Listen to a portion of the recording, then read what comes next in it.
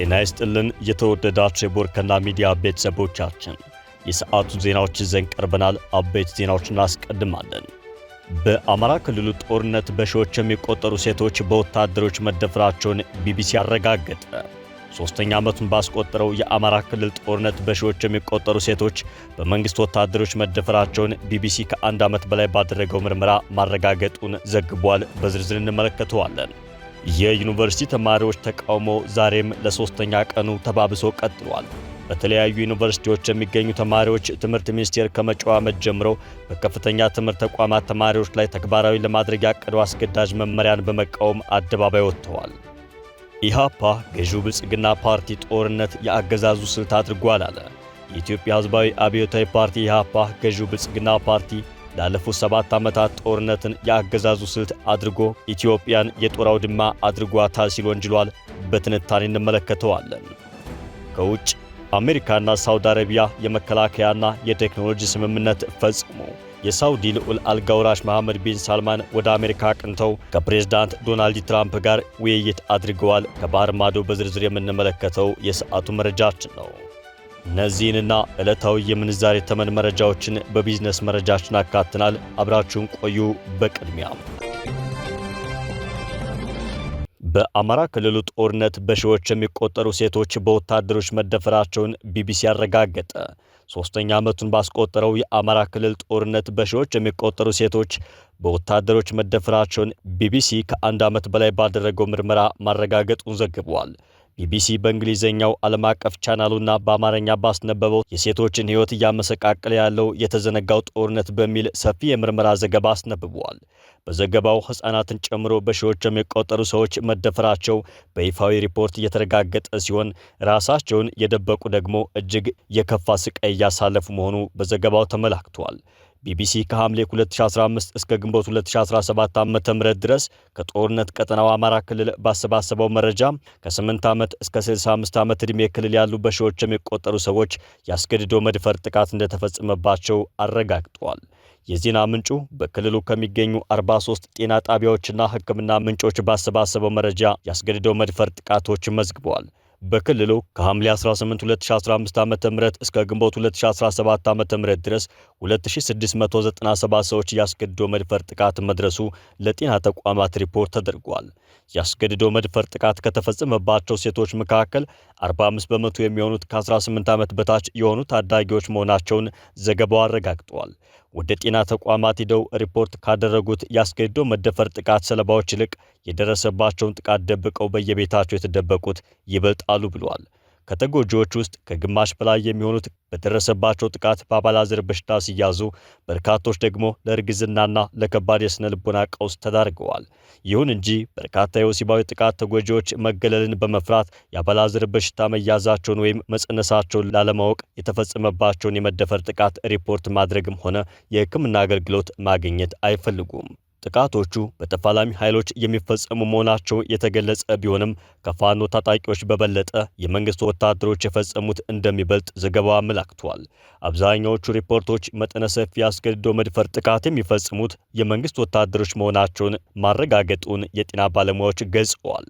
ቢቢሲ በዘገባው ለደህንነቷ በመስጋት ስሟን እናት ብሎ የሰየማት በስርዓተ ቤተ ክርስቲያን ጋብቻ የመፈጸም ህልም የነበራት የ21 ዓመት ወጣት በመንግስት ወታደሮች በአደባባይ መደፈሯን ገልጸዋል። እናት ከ8 ዓመቷ የእህቷ ልጅ ጋር በተቀመጠችበት አጋጣሚ በጠዋት ወታደሮች ወደ ቤቷ ገብተው ቢገሉኝ ይሻል ነበር ያስባላትን ሰቆቃ የተሞላበት ጥቃት ፈጽመውባታል። ታህሳስ 27 2017 ዓ.ም የኢትዮጵያ መከላከያ ሰራዊት አንድ ወታደር በሌሎች ወታደሮች እርዳታ የ21 ዓመቷ እናትን በእህቷ ልጅ ፊት እንደደፈራት ዘገባው አመላክቷል። እንዳይጎዱኝ ተማጸንኳቸው፣ ታቦታትን እየጠራሁ ለመንኳቸው፣ ግን ልባቸው አልራራልኝም፣ አበላሹኝ ስትል እናት የደረሰባትን ትገልጻለች። የ18 ዓመቷ ትዕግስት የምዕራብ ጎጃም ነዋሪ ስትሆን በቤተሰቦቿ ሻይ ቤት ጥር 2016 ዓ.ም ሻይ ቡና ለማለት የሚመጣ ወታደር ተደጋጋሚ ጉንተላ ሲያደርስባት እንደነበር ስነ ስርዓት ያዝ የሚል ምላሽ በመስጠቷ መንገድ ዳር ጠብቀው በደቦ እንደደፈሯት ተናግራለች። የእናትና የትዕግስት በወታደሮች አስገድዶ መደፈር ታሪክ በየቤታቸው የተደበቁ በሺዎች የሚቆጠሩ ሴቶች ሕይወት ነው። የሰብአዊ መብት ተቋማትም ይሁን ሚዲያዎች እንዳይገቡ በተከለከሉበት አማራ ክልል በሰላማዊ ዜጎች ላይ ከጅምላ ግድያ እስከ ጅምላ አስገድዶ መደፈር በየአካባቢው የተፈጸመ ነው። ገለልተኛ መገናኛ ብዙሃን በክልሉ ያለውን ጦርነት ለመዘገብ በተጣለባቸው ክልከላና ገደብ ምክንያት ወደ ክልሉ መግባት ባይችሉም የቢቢሲ የናይሮቢ ጋዜጠኞች ቡድን ያስገድዶ መደፈር ጥቃት ተጎጂዎችንና የጤና ባለሙያዎችን በማነጋገር ቀውሱ በሰብአዊነት ላይ እያሳረፈ ያለውን ጠባሳ ለዓለም አጋልጧል። የዩኒቨርሲቲ ተማሪዎች ተቃውሞ ዛሬም ለሶስተኛ ቀን ተባብሶ ቀጥሏል። በተለያዩ ዩኒቨርሲቲዎች የሚገኙ ተማሪዎች ትምህርት ሚኒስቴር ከመጪው ዓመት ጀምሮ በከፍተኛ ትምህርት ተቋማት ተማሪዎች ላይ ተግባራዊ ለማድረግ ያቀደው አስገዳጅ መመሪያን በመቃወም አደባባይ ወጥተዋል።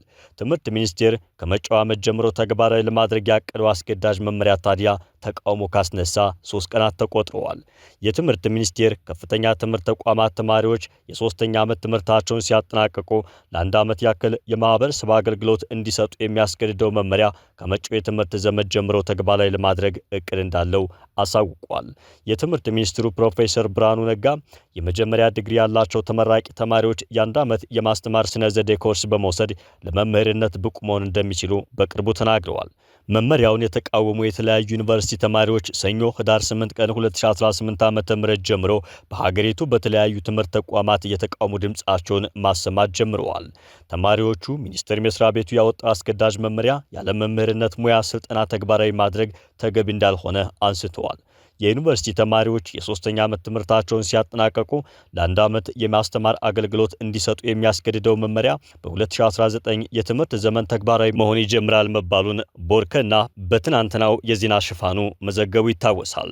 ውሳኔውን በሚመለከት ለምክር ቤት አባላት ቀርበው ያብራሩት የኢፌዴሪ ትምህርት ሚኒስትር ፕሮፌሰር ብርሃኑ ነጋ ለመምህራን የሚቀርበው ጥቅማጥቅምና ደሞዝ በቂ አለመሆን ለመምህራን እጥረት ምክንያት እንደሆነ አስረድተዋል። ይህም አዲስ መምህራንን በበቂ ሁኔታ ለማፍራት አስቸጋሪ እንዳደረገው ገልጸዋል። ይህንንም ለመቅረፍ የዩኒቨርሲቲ ተማሪዎች ለአንድ ዓመት የማስተማር አገልግሎት ሲሰጡ የበለጠ የመምህርነት ሙያ ፍቅር ሊያጎለብቱ እንደሚችሉም መገለጹን ተከትሎ ጉዳዩ የሚመለከታቸው የዩኒቨርሲቲ ተማሪዎች ውሳኔው በከፍተኛ ሁኔታ ቅሬታ እንደፈጠረባቸው ተናግረዋል። ጉዳዩ ከተሰማበት ቀን ጀምሮ በተለያዩ የሀገሪቱ ዩኒቨርሲቲዎች መነጋገሪያ የሆነው ይህ ውሳኔ በአንዳንድ ዩኒቨርሲቲዎች ተማሪዎች ተቃውሞ ለማሰማት ሰልፍ ማድረጋቸውን ቲክቫህ ኢትዮጵያ ዘግበዋል። የበርካታ ዩኒቨርሲቲ ተማሪዎች ጉዳዩን በሚዲያ ላይ ከመስማት በቀር በአሁኑ ሰዓት የሶስተኛ ዓመት ትምህርታቸውን በመከታተል ላይ የሚገኙ ተማሪዎች በሚቀጥለው ዓመት የማስተማር አገልግሎት ስለመስጠታቸው ከዩኒቨርሲቲያቸው በኩል የተገለጸላቸው ነገር እንደሌለ ተናግረዋል። ከሐዋሳ፣ ባህር ዳር፣ ወለጋ፣ አምቦ፣ ደምቢዶሎ፣ ሜዳዋላቡ፣ ወላይታ ሶዶ፣ ድሬዳዋ፣ ሐዋሳ፣ ደብረ ብርሃን እንዲሁም የአርባ ምንጭ ዩኒቨርሲቲ ተማሪዎች ጉዳዩን በመደናገጥ መስማታቸውን ገልጸው ውሳኔውን ግራ አጋቢ ሲሉ ገልጸውታል። ተማሪዎቹ በሰጡት ቃል በጉዳዩ ላይ ጥርት ያለ የሰማነው ነገር የለም፣ እንዴት እንደምንሄድ ሰርቪሱን በምን አይነት መንገድ እንደምንሰጥ ያወቅነው ነገር የለም፣ ጉዳዩ ግራ አጋቢ ሆኖብናል ነው ያሉት። የዩኒቨርሲቲ ተማሪዎች ውሳኔውን እንዲሰሙበት ከተደረገበት ጊዜ ጀምሮ በተለያዩ አካባቢዎች ያለውን የሰላም ሁኔታ እንዲሁም ከትምህርት ቆይታቸው ርዝመት አንጻር በማቅረብ ጉዳዩን ተቀባይነት የሌለው ሲሉ ገልጸውታል። ተማሪዎቹ መሀል ላይ ገብተን ነው የተነገረን፣ ይህ ሀሳብ የመጣው አማራጭ እንኳን ማየት የማንችልበት ሁኔታ ላይ ነው ያለነው፣ በቀጣይ ዓመት ይተገበራል ተብሎ ቢሆንም አንድ ዓመት ቀልድ አይደለም ለኛ ብለዋል። በጣም ቅሬታ አለን ካለው ነባራዊ ሀገራዊ ሁኔታ አንጻር በየክልሉ ሂዳችሁ ታስተምራላችሁ የተባለው ነገር ተቀባይነት የለውም፣ ሰላም የሰፈነበት ሁኔታ ላይ አይደለም ያለነው፣ ይህ ይታወቃል ሲሉ ተናግረዋል። ማህበረሰብ አቀፍ አገልግሎት መሰጠቱ ግዴታ ነው ከተባለም እንደ አማራጭ የትምህርት ቆይታችንን ጨርሰን ካጠናቀቅን በኋላ ቢሆን የተሻለ ነበር። የግዴታ ሶስተኛ ዓመት ላይ ከተባለ አንድ ዓመት ሙሉ ሌላ ቦታ ውለን ድጋሚ ወደ ትምህርት ልንመለስ ነው፣ ይህ ደግሞ አግባብ አይደለም ሲሉ ቅሬታቸውን ገልጸዋል። በጉዳዩ ላይ ጥርት ያለ የሰማነው ነገር የለም፣ እንዴት እንደምንሄድ አገልግሎቱን በምን አይነት መንገድ እንደምንሰጥ ያወቅነው ነገር የለም፣ ጉዳዩ ግራ አጋቢ ሆኖብናል ያሉት ተማሪዎቹ ለመቀበል ትንሽ ከብዶናል። የእኛ ባች በርካታ ለውጦችን ያየነው ሬሜዲያል የተጀመረበት ነው።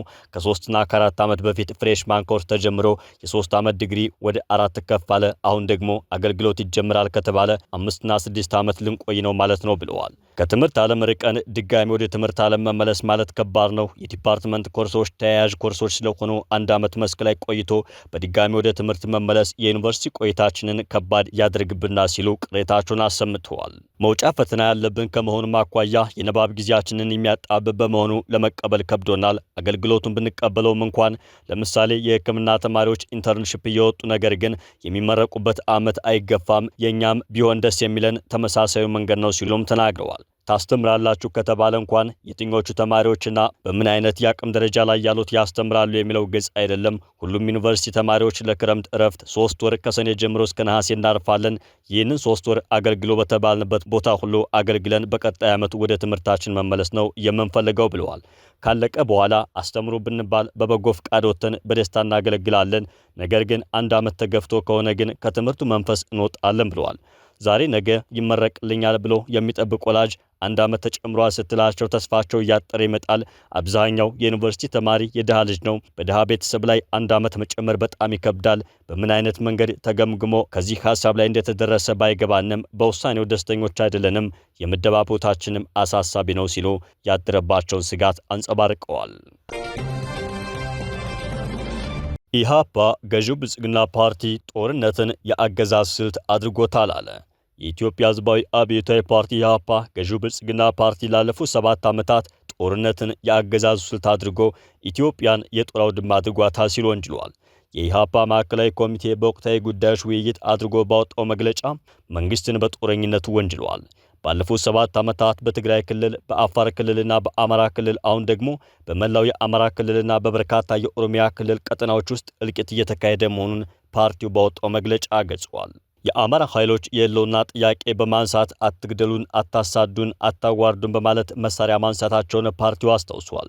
መንግስት አትግደሉን በማለት መሳሪያ ያነሱት ኃይሎች ጥያቄ ከመፍታት ይልቅ እንዲሁም የሚታወቁና በተደጋጋሚ የሚፈጸሙ ግድያዎችንና ማፈናቀሎችን በማስቆም ፈንታ ዝቶና ፎክሮ ጦር እንዳዘመተባቸው ኢህአፓ ገልጿል። መንግስት በያዘው የጦርነት ስልት ወገን ከወገን ጋር እየተላለቀ ነው፣ ሀገርም እየደማች ነው ሲልም ፓርቲው ገዢው ብልጽግና ፓርቲውን ከሷል። አክሎም ሀገር ዜጎች ተከብረውና ታፍረው መኖሪያቸው እንጂ እንዳሁኑ የገዢዎች መዘባነኛ ልትሆን አልተገባም ነበር ሲል በብርቱ ተችቷል።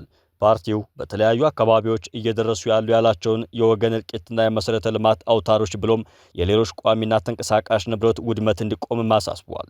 ኢህአፓ ማዕከላዊ ኮሚቴ ስብሰባውን ካጠናቀቀ በኋላ ባወጣ የአቋም መግለጫ መንግስት ይዞታል ያለውን የጦርነት አገዛዝ ማቆም አለበት ብሏል። የኢትዮጵያ ሕዝቦች አብዮታዊ ፓርቲ በማንኛውም የኢትዮጵያ ክልል ወይም አካባቢ የሚነሱ የፖለቲካ ጥያቄዎች በሰላማዊ መንገድ ፖለቲካዊ መፍትሄ ሊሰጣቸው ይገባል ብሎ እንደሚያምን ገልጸዋል። የኢትዮጵያውያን የተራዘመ መከራና ስቃይ ማብቃት አለበት ያለው ፓርቲው በሰላማዊ መንገድ የፖለቲካ ትግሉ ተጠናክሮ ለመቀጠል አቋም መያዙን ጠቁመዋል። ፓርቲው በአቋም መግለጫው የብልጽግና መንግስት ማንኛውንም የፖለቲካ ጥያቄ በጦርነት ለመፍታት የሚያደርገውን ተደጋጋሚ ስምሪት እንዲያቆም አሳስበዋል። መንግስት እስከዛሬ ከደረሰው የከፋ ውድመትና ጥፋት ከመድረሱ በፊት ሁሉንም ጉዳዮች ባለድርሻ አካላትን ባሳተፈ ፖለቲካዊ መድረኮች በድርድር ለመፍታት መስራት አለበትም ብለዋል። ብልጽግና ፓርቲ በኢትዮጵያ ሕዝብ እንዲጫወትበት ተፈቅዶልኛል ብሎ የሚያምን ከሆነ እጅግ በጣም መሳሳቱን እንነግረዋለን ብሏል። ፓርቲው በመግለጫው ብልጽግና ደጋግሞ ዋሽቶና አታሎ አንዱ ማህበረሰብ ከሌላው ጋር በማጋጨት ጦርነቶችና ግጭቶችን የመግዣ ስልቱ አድርጎ መኖር ለበሳሉ የኢትዮጵያ ሕዝብ የሚዋጥ አይደለም ሲልም የኢትዮጵያ ሕዝብ በቃ እንዲል ጥሪ አቅርበዋል። ገበሬው አርሶ እንዲያመርት፣ ነጋዴውም ሸማቹም ተንቀሳቅሶ የንግድ ልውውጥ እንዲያደርጉ፣ ቀሪውም ዜጋ በፈለገበት ተንቀሳቅሶ ጉዳዩን እንዲፈጽም ዘላቂ ሰላምና የተረጋጋ የጸጥታ ሁኔታ እንደሚያስፈልግ ኢህአፓ ባወጣው መግለጫ ገልጿል። አሜሪካና ሳውዲ አረቢያ የመከላከያና የቴክኖሎጂ ስምምነት ፈጸሙ። የሳውዲ ልዑል አልጋ ወራሽ መሐመድ ቢን ሳልማን ወደ አሜሪካ አቅንተዋል። ትራምፕና ቢን ሳልማን ባደረጉት ስምምነት የኒውክሌር ኃይል፣ ሰው ሰራሽ አስተውሎትና የኤፍ-35 የጦር ጀት ግዥ ተካተዋል ተብሏል። ሁለቱ መሪዎች በመካከለኛው ምስራቅ ቀጠናዊ ሁኔታ በተለይም በጋዛ ሰላምና ዕቅድ ዙሪያ መምከራቸው ተገልጿል። አልጋ ወራሹ ወደ ነጩ ቤተ መንግስት ባደረጉት ጉዞ በልዑካን ቡድናቸው ስር ፖርቱጋላዊውን የእግር ኳስ ኮከብ ክርስቲያኖ ሮናልዶን አካተዋል ተብሏል። አሜሪካ ኤፍ-35 ተዋጊ ጀቶችን ለሳውዲ አረቢያ እንደምትሸጥ ፕሬዝዳንት ዶናልድ ትራምፕ ገልጸዋል። የአሜሪካው ፕሬዝዳንት ለሳውዲ አረቢያ ኤፍ-35 ጀቶችን እንሸጥላቸዋለን፣ ትልቅ አጋራችን ናቸው ብለዋል ፕሬዝዳንቱ። መሐመድ ቢን ሳልማንና ትራምፕ ስለ መከላከያ ስምምነትና ስለ ሲቪል የኒውክሌር ኃይል ውይይት አድርገዋል። ከ7 ዓመት በፊት ጋዜጠኛው ጀማል ካሾጊ ከተገደለ በኋላ መሐመድ ቢን ሳልማን ወደ ዋይት ሃውስ ሲያቀኑ ያሁኑ የመጀመሪያቸው ነው።